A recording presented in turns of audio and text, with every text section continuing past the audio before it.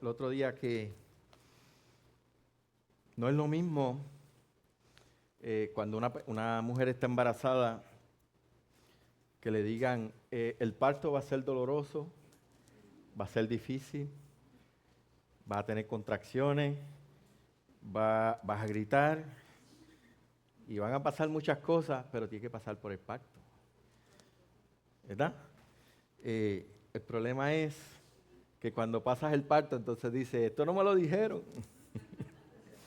Era más que, ¿verdad? A veces adelantamos las pruebas, adelantamos los sufrimientos. A veces las mujeres dicen, pero para mí fue bien fácil. Yo no tuve ni dolor. Así que a veces nosotros mismos nos ponemos la idea de cómo va a ser, pero cuando nosotros sabemos de primera mano, por ejemplo, una primera quizás no lo sabe, pero la que tuvo dos, ese segundo sabe cómo va a ser. Y todavía más aterrada está, ¿verdad? Hoy vamos a ver este mensaje, se llama la gran prueba de Jesús en Getsemaní. Algo parecido, ¿verdad? Jesús estaba, y no está en ese nivel, ¿verdad? Pero Jesús sabía que lo que venía no era fácil. Jesús sabía que se acercaba el momento de ser entregado, el momento de que iba a ser crucificado, que iba a ser traicionado por Judas, que iba a ser negado por Pedro. O sea, venían tiempos bien difíciles. Y sobre todo, la tarea que tenía Jesús. Vamos a leer en Marcos 14, 32 al 42. Cuando lo tengan, nos podemos poner en pie. Creo que está en la pantalla, ¿verdad? Sí. Marcos 14. Dice así la palabra del Señor. Vinieron pues a un lugar que se llama Getsemaní y dijo a sus discípulos, sentaos aquí, entre tanto que yo oro. Y tomó consigo a Pedro, a Jacobo y a Juan y comenzó a entristecerse y a angustiarse. Y les dijo, mi alma está muy triste hasta la muerte, quedaos aquí y velad. Yéndose un poco adelante, se postró en tierra y oró, que si fuese posible, pasase de él aquella hora. Y decía, Abba Padre, todas las cosas son posibles para ti. Aparta de mí esta copa, mas no lo que yo quiero, sino lo que tú. Vino y luego los halló durmiendo y dijo a Pedro, Simón, ¿duermes? ¿No has podido velar una hora? Velad y orad para que no entréis en tentación. El espíritu, la verdad, está dispuesto, pero la carne es débil. Otra vez fue y oró, y diciendo las mismas palabras, al volver otra vez los halló durmiendo, porque los ojos de ellos estaban cargados de sueño y no sabían qué responderle. Vino la tercera vez y dijo, dormid ya y descansad. Basta, la hora ha venido. He aquí el Hijo del Hombre está entregado en manos de los pecadores. Levantaos, vamos, he aquí se acerca el que me entrega. Señor, te damos gracias por tu palabra, te pedimos que hables a través de ella. Señor, que podamos aplicarla a nuestra vida y que lo que tú hiciste, Señor, sea agradecido por nosotros, Señor. Gracias en el nombre de Jesús. Amén. Pueden tomar asiento. Jesús está en un momento difícil de prueba, está a punto de ser entregado y de ser castigado por el pecado de la humanidad. Y sabemos que Jesús es 100% divino, 100% hombre.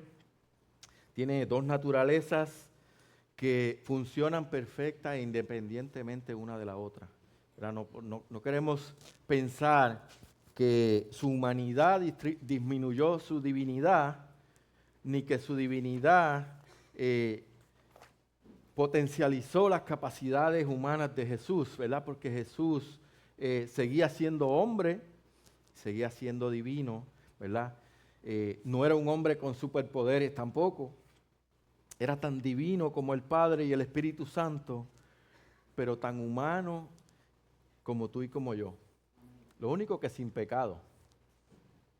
sentía los mismos dolores, las mismas situaciones que nosotros, y lo vamos a ver en este pasaje, cuando la parte humana de Jesús, ¿verdad?, su naturaleza humana, se enfrenta a ese horror de ser entregado por el Padre, ese horror de estar separado de quien lo sostenía, ¿verdad? También veremos cómo se relaciona Jesús en esa intimidad con el Padre, en su dependencia, su sometimiento, su obediencia a Él. Y lo vamos a ver en tres partes. Vamos a ver primero que Jesús sufrió esa aflicción y esa agonía de esa prueba. También que exhortó en amor a estar velando y orando en medio de la prueba, y que cumplió humildemente en su misión y la voluntad del Padre para su gloria y para nuestra salvación. Y lo primero que vemos es que Jesús sufrió esa aflicción y la agonía de esa prueba. Era la noche que iba a ser entregado y se fue a orar al huerto de Getsemaní, ¿verdad? En un lugar donde están los árboles de aceituna, ¿verdad? De olivo, que se llama el Monte de los Olivos, y ese particular huerto era donde Jesús iba a orar. Dice el versículo 32, vinieron pues a un lugar que se llama Getsemaní, y dijo a sus discípulos, sentaos aquí, entre tanto que yo oro. Y tomó consigo a Pedro, a Jacob y a Juan, y comenzó a entristecerse y a angustiarse. Y les dijo, mi alma está triste hasta la muerte, quedaos aquí y velad.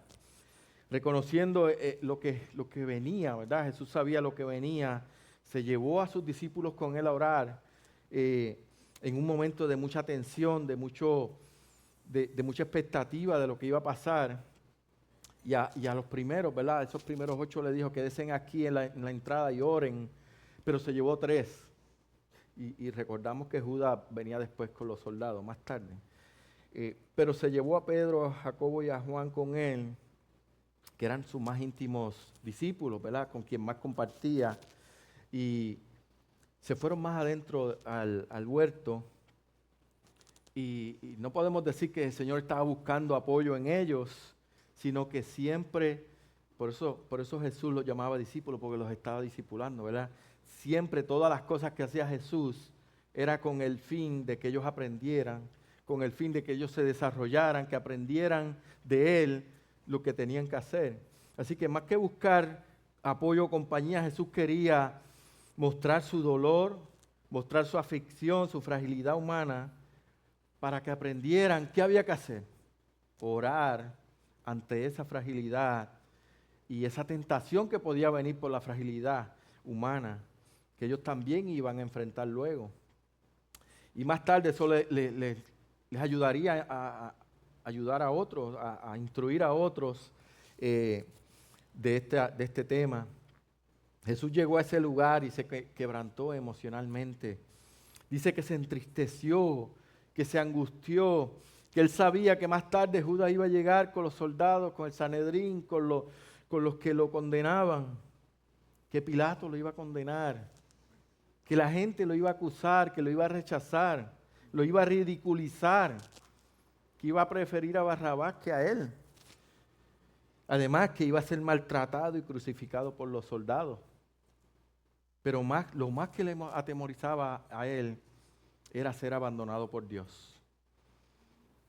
Dice Marcos 15:34, y la hora novena Jesús clamó a gran voz diciendo, Eloí, Eloí, lama sabactani, que traducido es, Dios mío, ¿por qué me has desamparado?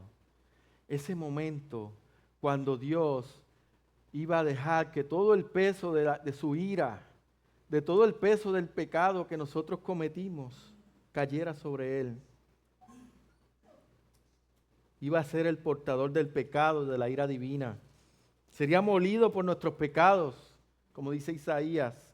Dios quiso quebrantarlo y sujetándole a padecimiento, lo dejó. Entonces dice a sus discípulos, mi alma está muy triste hasta la muerte, quedaos aquí y velad. Triste hasta la muerte significa esa tristeza profunda que había en su corazón, porque se iba a separar del Padre, del Espíritu Santo, para morir humanamente. abrumado, a punto de morir, iba a recibir la humillación más grande de la historia de la humanidad. Ser hecho maldición a favor de los que ponen su fe en Él.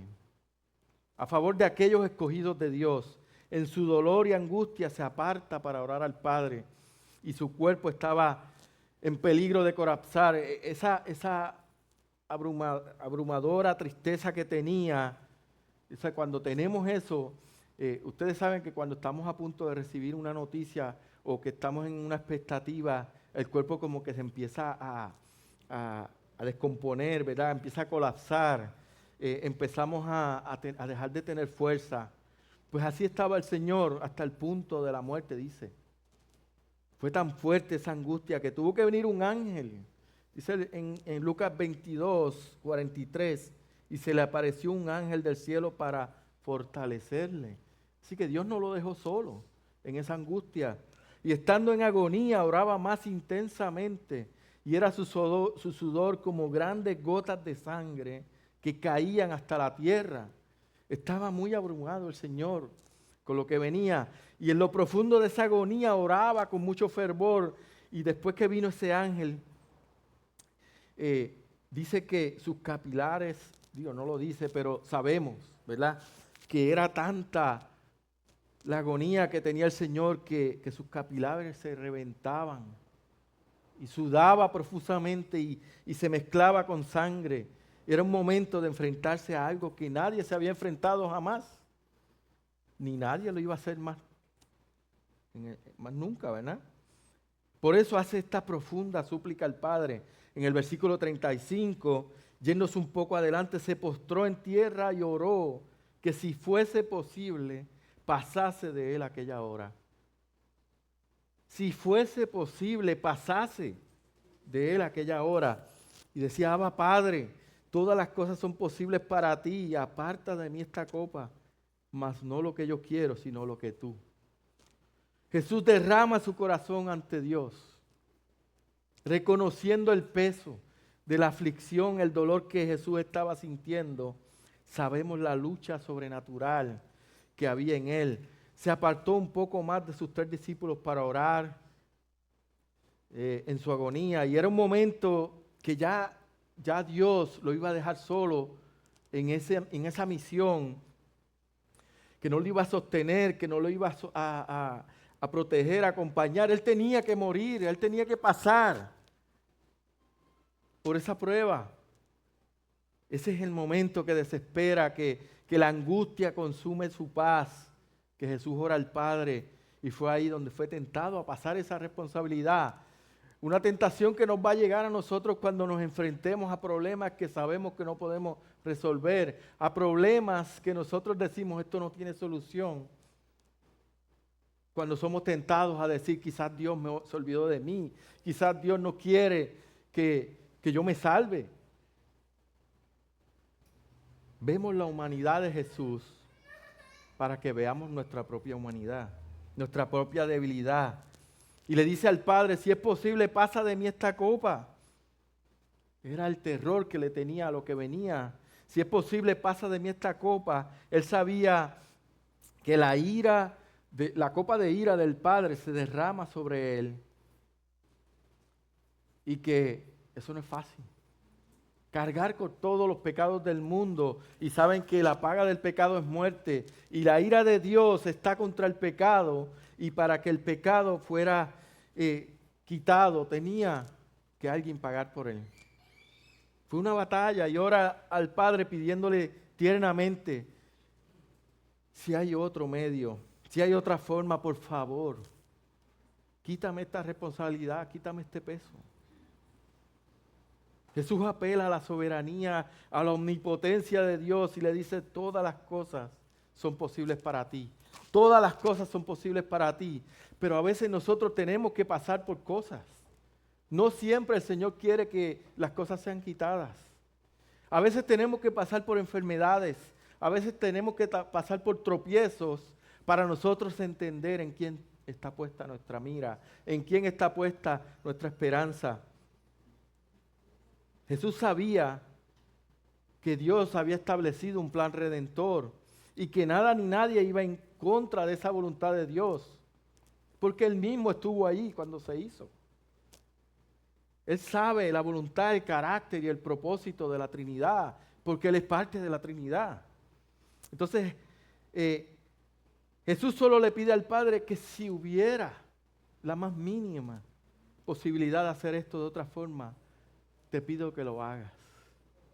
Pero Él conoce al Padre y conoce sus designios, y solo la agonía, la angustia y el terror de saber lo que le esperaba le trajo a este momento de quebrantamiento, porque Jesús era puro, sin pecado, tenía carne, tenía sentimientos, tenía sensibilidad, y era un momento donde, sabiendo que Él no tenía la culpa, era aborrecedor recibir esos pecados de parte de Dios, cargar con esa maldición.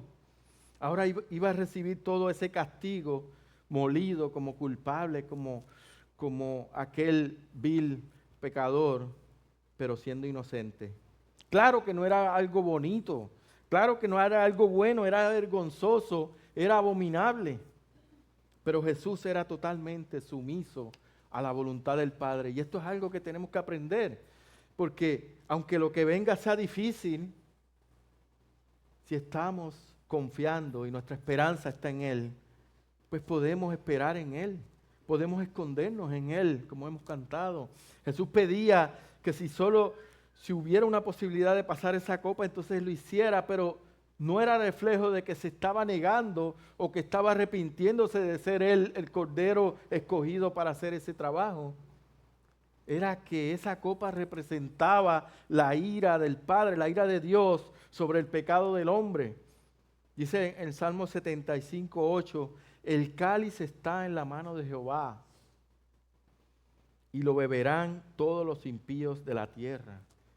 Porque Dios es justo, la paga del pecado es muerte, y esa muerte se expresa por la ira santa de Dios que iba a caer con todo el peso de los pecados de todas las generaciones de la humanidad, iban a caer sobre Jesús.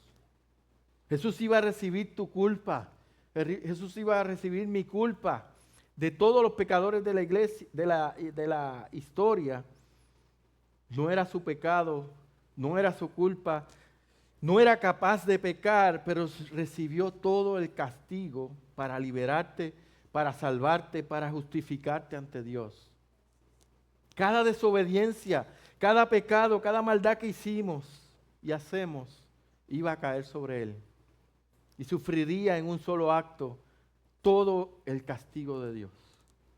Segunda de Corintios 5:21 dice, al que no conoció pecado por nosotros lo hizo pecado para que nosotros fuésemos hechos justicia de Dios en Él. Cuando leemos esto, tenemos que pensar en lo que estaba cargando Jesús, en lo que fue clavado en esa cruz. Dios lo hizo maldición al que nunca pecó, aun siendo amor. Dios también es justo. Dios es justo y Dios es santo. Dios no puede relacionarse con el pecado.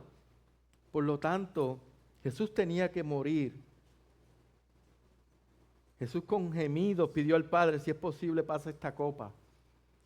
Jesús sabía que esto iba a pasar. Y como dije al principio, no es lo mismo saberlo que pasarlo, ¿verdad? Que pasar por él. No es lo mismo saber que el fuego quema que pasar por el fuego y quemarse. Por eso rogaba de forma tierna e íntima, Abba Padre, Abba Padre. Él sabía que no había otra alternativa, pero rogaba si la hubiera. Yo sé que no la hay, pero si la hubiera, para no tener que tomar esa copa. Pero hermano, si Él no lo hubiera hecho, eras tú quien hubieras tenido que beber esa copa de ira. Era yo quien tenía que beber esa copa de ira y no la iba a soportar. Iba para el infierno. Pero gracias sean a Dios que Jesús mostró su amor en su obediencia y amor al Padre y a nosotros. Por eso deja en manos del Padre la decisión. Versículo 36.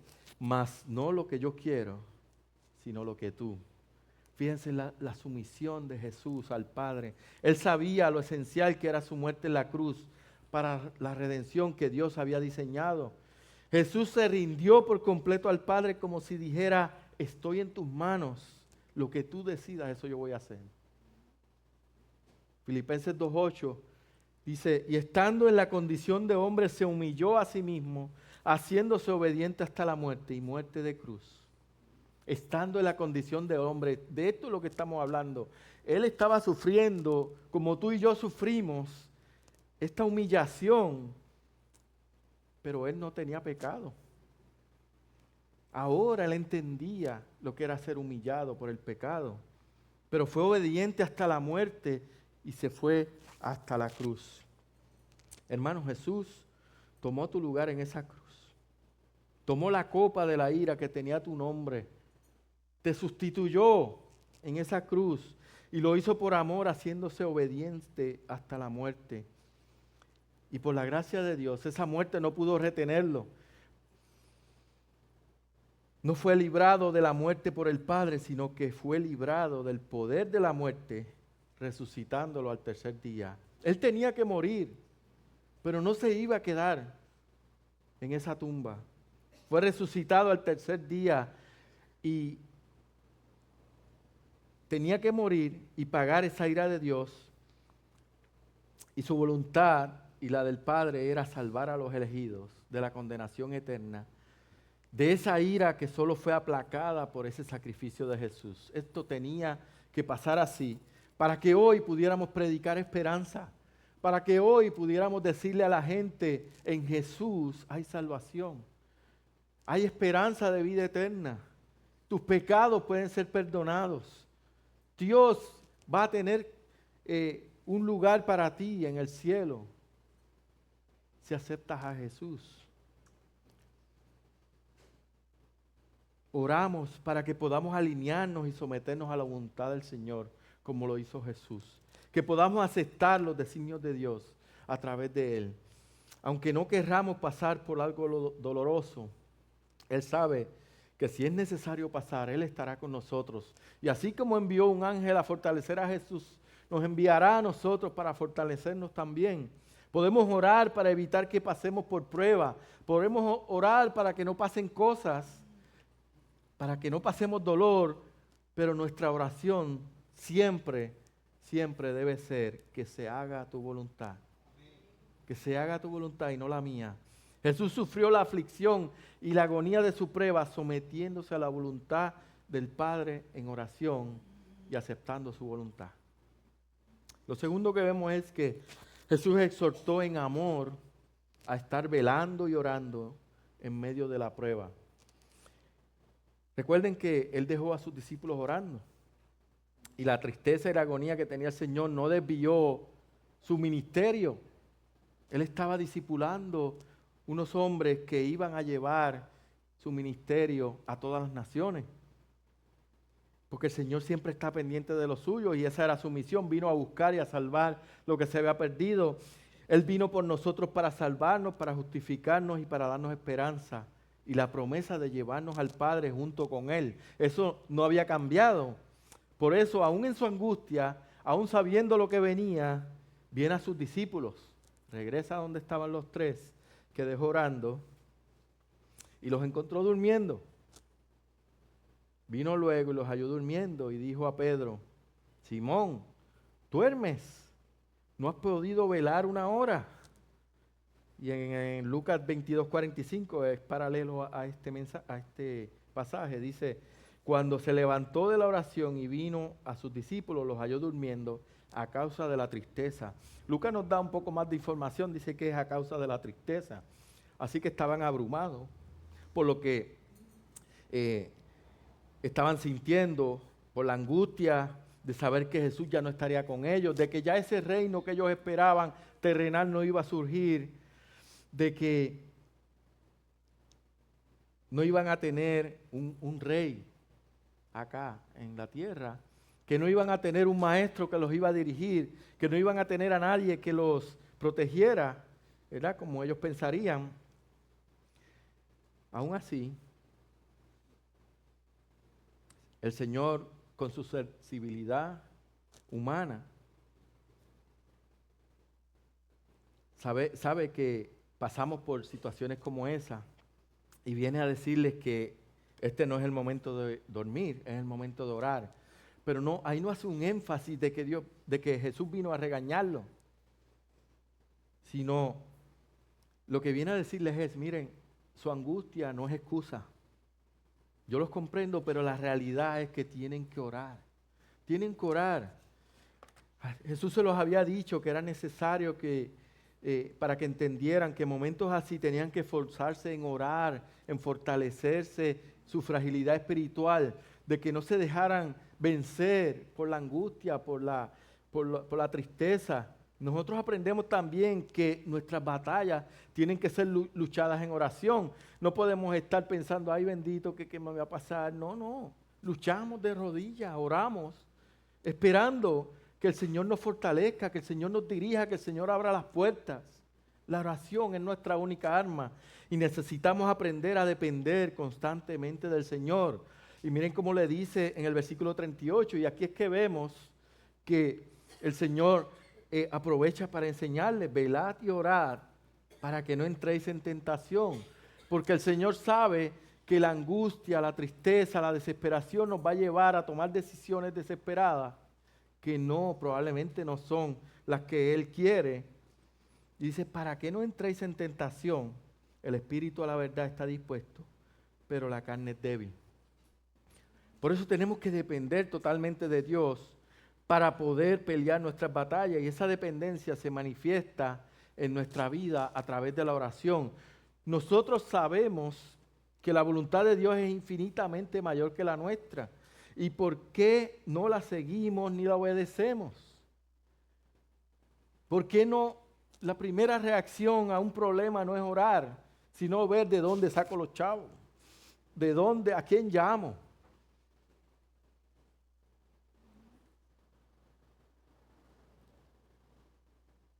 Pídele a Dios que te libre de hacer tu voluntad en vez de hacer la de Él. Porque Él nos guía por medio de su palabra, por medio de su Espíritu Santo. Y si estamos aquí y conocemos su palabra y la escuchamos y la leemos, tenemos que aplicarla. Y el consejo del Señor es velad y orad. No nos centremos en la angustia del Señor, no nos centremos en los dormilones que eran los apóstoles, pero velemos y oremos, es lo que el Señor quiere que entendamos. Jesús fue nuestro modelo de siervo. Jacobo, Juan y Pedro vieron a Jesús postrado orando y ellos se acostaron a dormir. Jesús les despertó, no para avergonzarlos, para exhortarlos. El Señor no muestra una reacción agresiva ni fuerte, sino a modo de enseñanza, les exhorta a velar y a orar, a no dormirse y dejar que las cosas pasen. A veces pensamos que si lo dejo ahí, algo va a pasar. No, hay que estar alertas y orar, porque si no estamos alertas y en comunión por medio de la oración, vamos a ser tentados y vamos a caer.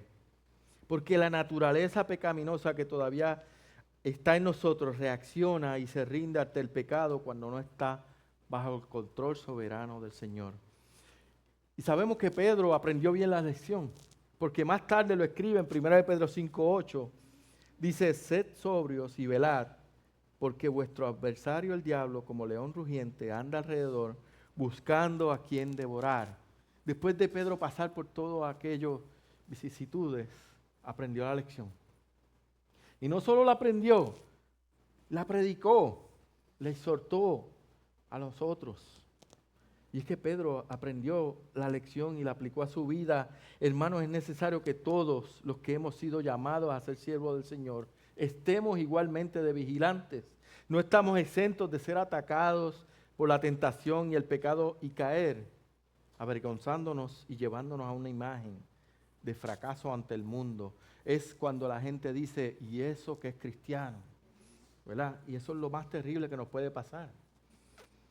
Cuando más angustia y tristeza hay, más necesitamos de la oración, más necesitamos dirección del Señor, más necesitamos de su fortaleza, mantener su comunión, porque en esos momentos de debilidad podemos ser tentados. Por eso, ¿qué hizo el Señor? Volvió a orar. Versículo 39, otra vez fue y oró, diciendo las mismas palabras. Volvió a orar por si era posible pasar esa copa, pero solo si era la voluntad del Padre. Era mucha la angustia, era mucho lo que le esperaba y era una gran responsabilidad en sus hombros. Pero su preocupación por sus discípulos lo trajo nuevamente ante ellos y otra vez durmiendo. Versículo 40, al volver otra vez los halló durmiendo porque los ojos de ellos estaban cargados de sueño y no sabían qué responderle. Despertaron con los ojos hinchados, cansados, colorados, sin excusa. Jesús no les dijo nada, simplemente los despertó y los miró. Con mirarlos ya era suficiente. Se fue a orar otra vez. Suplicó para que le fuera quitada esa copa de sufrimiento del castigo de la ira de Dios. Versículo 43 de Lucas 22 dice, y se le apareció un ángel del cielo para fortalecerle. Ya el Señor estaba fortalecido. Finalmente decidió no pedir más y hacer la voluntad del Padre. Porque entendió que esa era la voluntad del Padre, eso era lo que tenía que pasar y Él tenía que pasar por ahí. Cuando nos dicen pasa por el fuego y tú, no, por favor, por ahí no, hasta que, bueno, hay que pasar por el fuego, pasamos por el fuego, porque el Señor lo dijo. Fue sumiso, fue obediente en confiar en la voluntad del Padre y permanecer en esa armonía con Él. Jesús venció esa tentación y estaba listo para soportar la cruz y cumplir con la voluntad del Padre. Algo que no era fácil. No es que lo iba a hacer más fácil, simplemente estaba decidido porque sabía que era la voluntad de Dios. Marcos 14, 41a, la primera parte dice, vino la tercera vez, les dijo, dormid ya y descansad. Pedro, Jacob y Juan fueron vencidos por el cansancio, por la tristeza, por la debilidad de su carne. Fueron incapaces de quedarse despiertos, aun cuando Jesús los despertó y los exhortó 2 veces. Cuando se supone que estuvieran orando por la confrontación que venía, ellos durmieron. Aún así, la reacción del Señor fue tierna y amorosa. Duerman, descansen, porque lo que viene no es fácil. Jesús ya había sido fortalecido, ahora está en paz, listo para ir al momento inevitable de su entrega. Aunque sus más íntimos discípulos le fallaron en estar orando, en su infinita misericordia y amor los deja descansar. ¿No te hace eso pensar cómo el Señor hace contigo? Aun cuando tú eres desobediente, aun cuando tú no eres diligente, aun cuando tú no haces como Él espera, Él te deja descansar. Él es nuestro descanso. Jesús es el buen pastor que vela por los suyos, aun cuando le fallamos. Hermanos, hizo esto por nosotros. Al igual que sus discípulos, somos débiles, somos descuidados. Nos salvó aún con nuestra maldad, con nuestra desobediencia, con nuestro descuido.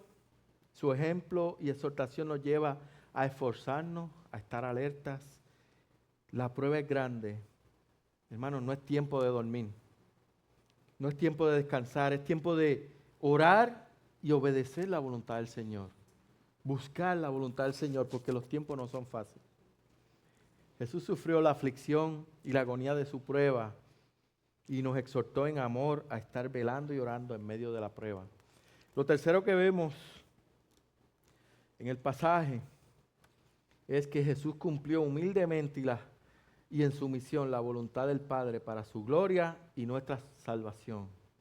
Él cumplió humildemente en su misión la voluntad del Padre.